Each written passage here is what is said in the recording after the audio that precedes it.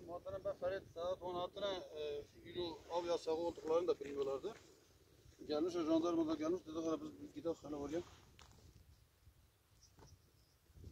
Vallahi Hepsi gitmişler.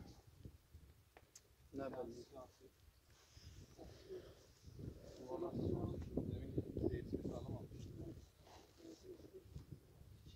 Yok hiç. Yok. Hepsi gitmiş.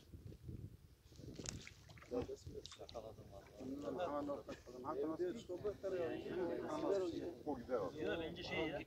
Hadi gideceğim. Canlı onları bile gidelim ya. Suya koyunca şey. Direkt mezar şu uğraşına Sen şu mesela nefes alıyor. Ha at. O yaşar. Gider gider. Ne ol be Ferit.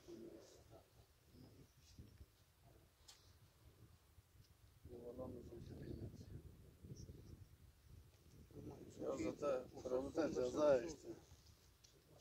Şey zaten kımıldıyor belli ediyor da. O canlı ya.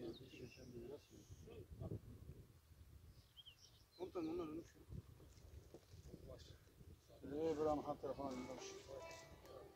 Arayacağım.